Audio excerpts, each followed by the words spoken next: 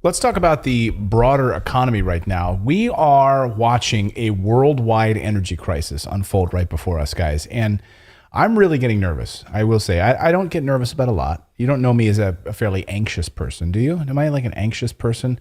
No. But this is really making me upset, and I'm worried. I'm really worried about what's going to happen in just the next few weeks. I mean, we're already seeing the pieces of this coming together over the past couple of weeks.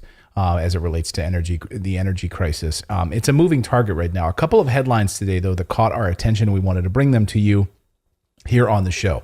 So think of this as sort of like an energy crisis roundup, because there's a lot here that happened this afternoon. First of all, let's talk about what we know now from the European Union, which is that the European Union has declared an energy crisis. And the U.S., she says, Ursula von der Leyen says, will not be immune to this, right? Well, of course not. No. Right. So what she says is, let me kind of go through what she says here. This is why we, the Commission, are now working on an emergency intervention, Ursula von der Leyen says, and a structural reform of the electricity market. We need a new market model for electricity that really functions and brings us back into balance. The skyrocketing energy prices are now exposing, for different reasons, the limitations of our current electricity market, the European Commission president said on Monday. She says, we developed this under completely different circumstances and for completely different purposes. It no longer is fit for our purposes. Oh, really? But what is different this year than last year, right? Well, she says the infrastructure worked last year. People were able to get gas to heat their homes. Well, here's how it worked, right? It worked when you could lie to people and tell them that with these additional subsidies and bullshit that we're propping up the renewables market with, that it's on parity, right? Hey, solar and wind, but because we're propping up with all kinds of subsidies, are just like oil and gas and nuclear. And therefore, because we're making this transition pretty soon, like we'll be able to surpass this. We'll be able to get rid of oil and gas, and that's gone. But the problem is when you're propping up this with taxpayer dollars and you're funding it with subsidies, and then suddenly all of the oil and gas is removed from the picture because you weren't planning and you've turned off your nuclear power plants, crisis, catastrophe, yes, right? An artificially man-made catastrophe. So I think that's the piece that's missing here, because no, renewables, solar and wind, were never going to replace oil, gas, coal, right? It was never going to. Yeah. It was only going to supplement it, and it was going to aid us in this transition later. They keep calling the transition, but you shut off nuclear power, which is really ultimately the answer, is nuclear power. Yes. So now she says, under this system, all electricity producers, Ursula von der Leyen says, from fossil fuels to wind and solar, bid into the market and offer power according to their production costs. The bidding starts from the cheapest resources, the renewables, and then finishes with the most expensive ones, usually gas, she says. So we're just going to basically open up this market to everyone, and we're going to do our best here. But it's the U.S. is not going to be immune to this. Okay. I mean, if clean energy really was cheaper and easier to produce, like why would they need subsidies? Right. Right? Well, and because it's a lie. Yeah. It's a lie. If it was going to overtake oil and gas, it would have.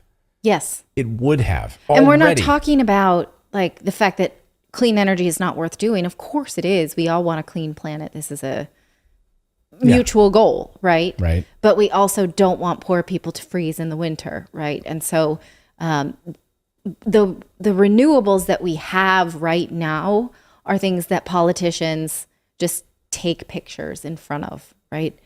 Windmills and solar panels and electric cars. That's not the innovation that we need. We do need something else, but we don't have it yet. I love this meme today. See if you. This one made me laugh actually. So here it is from. You can take it on my screen here, Philip. Which is, this is from Star Wars, but you can see the guy on the left there. That's Anakin, right? It says, my electricity bill in Ireland is out of control and I've got no idea why. LOL, good one. Just like a close up of, no, I really don't know why. I really don't understand. I can't figure it out. And it's because of this woman today in Ireland who tweeted out, it's gonna go viral. We'll probably feature it in our newsletter tomorrow. She's a woman who owns like a pastry shop in Ireland, and she got an electric bill, and it was 10,000 euros for 2 months of running a small bake shop. And she has a Ukrainian flag emoji in her handle, and she said, "Oh my God, I don't know why is this happening?" She can't figure it out why this is happening. So the internet exploded. People are saying, you really don't know why this is happening? You have no idea why this is happening? Just look at your Ukrainian flag emoji in your Twitter handle. Yeah. And she said, she said maybe she's a sweet lady. I don't know, but maybe she's so naive. And then she wrote another follow-up tweet that she says, I'm going to have to do my homework and figure out why these energy prices are so high. And a bunch of people, I think somebody tweeted, Daniel Drumbill tweeted and said, good luck with your homework. Yeah. Good luck with your homework figuring this out, because it's very clear like what exactly is going on. All right. So the other headlines we wanted to get to: Russia halting all of gas to Germany this afternoon. So Russia has officially halted natural gas flows via their Nord Stream 1 pipeline. That's going to be devastating. Now, it's down for maintenance for a few days, but it's only going to regain 20% capacity when it goes back online. And there are concerns among Europeans that it would go beyond the September 3rd maintenance date. Yes. So, and, European politicians are saying, hey, you're toying with us. You're playing this cat and mouse game. Well, we're playing. We are actively involved in the game. We started sanctioning, so we can't really say what rules that they can play on if we're going to sanction them like this. Yeah. This is blowback. Yeah. Right. So we're going to only roll out 20%. And like I've said again, once Nord Stream 2 is officially greenlit by Germany, the war is over, because, you have Germans right now, again, foraging through the forest to find firewood. And this, and you literally have these politics being played. And so you have protesters in Germany showing up to political events saying, we don't support this. We don't support the fact that you're doing this in Ukraine, that we have to freeze this winter. That's not what we signed up for in this. Yeah. Meanwhile, California asking residents this afternoon not to charge electric vehicles. So if you want to just see, I want you to just keep this headline up. We were all supposed to buy electric vehicles. And yes, they only this week said that they would ban all electric cars by the year 2030, I believe, maybe 2035. So clearly they're not ready for that. My dad drives an electric car, and my sister and I, we always tease them because he's in California. He is in California, and he has an electric car. And everywhere you go, the chargers are filled, right? Totally packed, because people don't want to pay the prices to charge in their homes. So all the public chargers are always taken, and you get fines if you go over your allotted charging time. And it takes a lot of organization. My dad, bless him, is not a super organized person. So we're like, you can never take dad's car, because he can't figure out his routine of when to charge it. So, yeah, I'll put that headline back up again. California asks residents not to charge their electric vehicles days after announcing gas car ban. So they don't want you to drive your gas cars. We don't want you to charge your electric vehicles. Guys, didn't I tell you? I told you. And I said, I don't want to sound conspiratorial, but I'm telling you what's coming next. Climate lockdowns. I'm telling you. I'm going to do a deeper dive on it this week, or maybe over the weekend. But I'm telling you it's coming. And you're seeing the first signs of it. We don't want you to drive your gas cars because, look what's going on. That's what's happening outside. And we also don't want you to drive your electric cars and charge those, even though we told you to buy them, because that would solve our climate crisis. Which also doesn't make sense, because if we can't drive our gas cars, how can we stick it to Putin? Right. How can we fill up? And with this Putin price hike, we get, that's how we stick it to him. Yeah, that logic can't play that out. So this, of course, is because of blackouts, right? So rolling blackouts in California. That's the point, right? That because we're going to see extreme temperatures in California. So what you're saying is we can't handle it. No. We can't handle it. No. And not to mention that charging those cars takes a lot of electricity. We don't have enough solar panels to do it, right? So that comes from the grid. which takes a lot of water. It takes a lot of water to produce a unit of energy. And California doesn't have that either. Yeah. Yeah. The worst drought we've seen in 500 years. I mean, you've seen the stories, the reports, how they keep discovering like bodies in Lake Mead because the water level keeps, they're like, oh, yeah, this person was murdered 20 years ago. We couldn't find him. Oh, thanks to the drought. We're finding all these bodies buried in Lake Mead. Wouldn't that be a great like murder novel, a murder mystery? Like, boy, he thought he got away with it. Secrets of Lake Mead. Like he didn't, foiled by climate change. He didn't count on the drought that year that exposed the murder of his entire extended family or whatever. They all found him in Lake Mead thanks to the drought. They just found dinosaur tracks in Portugal. They found a new Stonehenge in Spain because it's been so dry, right? So they found a new, they only thought there was one Stonehenge, was in UK. No, we just discovered another one because it was so damn dry. Under a lake. Yeah. Under a lake. So, but to read mainstream media stories about this, you'd think that everything is going fine. And that's why President Biden's approval ratings are up higher. He hasn't done a speech or he hasn't done a meeting with reporters anytime soon. So here's the CNN headline this afternoon. Lower gas prices push consumer confidence to the highest level since May.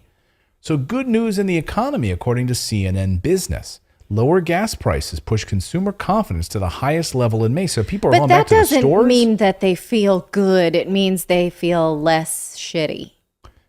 Right. It just means there's a surge in like the little bit that they save, they can actually go get a little bit of food. Yeah. So that little bit of extra. Was that historically going back? Do I understand like all the way back to May? I know. Were people even alive then? Historic Holy cow, highs. May! All the way back historic to May. highs since highest level since May. What? So all of that to say that's total bullshit. So a couple of the stories I wanted to give you now have to do about oil prices. Now, this is what I talked about last weekend. This is the data that no one else is talking about. You're going to hear it on this show. You probably won't see it in the mainstream media anywhere, which is that oil prices are about to surge again. Now, Zero Hedge has been all over this. A number of experts that I follow have been doing great analysis on this. And when you kind of correlate the analysis across a number of different sources like this, you see a pattern. And this pattern is emerging. And then today we got this news from Zero Hedge. Here's the headline. OPEC Plus flips forecast for 2023 to deficit of 300,000 barrels per day. So keep that up there a second. What does this mean?